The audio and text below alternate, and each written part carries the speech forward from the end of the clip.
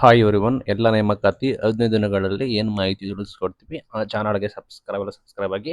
ಕಾಲಮಿತಿಯೊಳಗೆ 56,000 ಹುದ್ದೆಗಳನ್ನು ಭರ್ತಿ ಮಾಡ್ತೀವಿ ಅಂತ ಹೊಸ ಸಿಎಂ ಆದ ಡಿ ಕೆ ಶಿವಕುಮಾರ್ ಅವರು ಮಾಹಿತಿ ಕೊಟ್ಟಿದ್ದಾರೆ.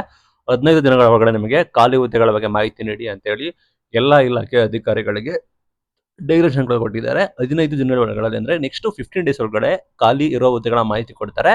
ಮತ್ತೆ 56,000 ಹುದ್ದೆಗಳು ಕೂಡ ಇದಾವೆ. ಅದಕ್ಕೆ ಯಾವ ಸಮಯದಲ್ಲಿ ನಾವು ನಿಗದಿ ಮಾಡ್ತೀವಿ, ಯಾವಾಗ ನೋಟಿಫಿಕೇಶನ್ ಆಗುತ್ತೆ ಅನ್ನೋದನ್ನ ಡಿ ಕೆ ಶಿವಕುಮಾರ್ ಅವರು ತಿಳಿಸ್ತಾರೆ. ಎಲ್ಲ ಇಲಾಖೆ ಕಾರ್ಯದರ್ಶಿಗಳು, ಉಸ್ತುವಾರಿಗಳು, ಪೊಲೀಸ್ ಅಧಿಕಾರಿಗಳ ಜೊತೆ ಸಭೆ ಮಾಡಿಕೊಂಡು ಖಾಸಗಿ ಉದ್ಯೋಗದಲ್ಲಿ ವಿನಿಮಯ ನೋಡೋದಕ್ಕೆ ತಯಾರಿ ಮಾಡ್ಕೊಂಡಿದ್ದಾರೆ. ಮತ್ತೆ ಕೆಲವೊಂದು ನಿಯಮಗಳ ತಂದಿದ್ದಾರೆ.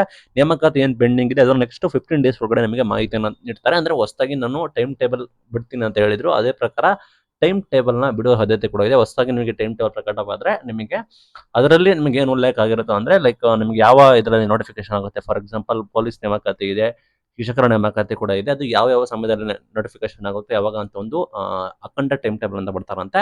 ಆ ಟೈಮ್ ಟೇಬಲ್ ಪ್ರಕಾರ ನೇಮಕಾತಿ ಮಾಡ್ತೀವಿ ಅಂತ ಕೂಡ ಹೇಳಿದ್ದಾರೆ.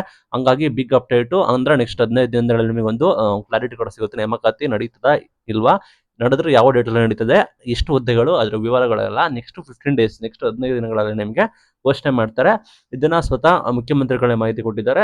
ಹೊಸ ಮುಖ್ಯಮಂತ್ರಿ ಆಗಿರೋ ಕಾರಣ ಅಫ್ಕೋರ್ಸ್ ಅವರಿಗೆ ಸಾಕಷ್ಟು ಇದಿರುತ್ತೆ ಅಲ್ಲ, ಹುಮ್ಮಸ್ ಇರುತ್ತೆ, ನಾನು ಚೆನ್ನಾಗಿ ಆಡಳಿತ ಮಾಡಬೇಕು ಅಂತ. ಆ ನಿಟ್ಟಿನಲ್ಲಿ ಘೋಷಣೆ ಕೂಡ ಮಾಡಿದ್ದಾರೆ. Thank you.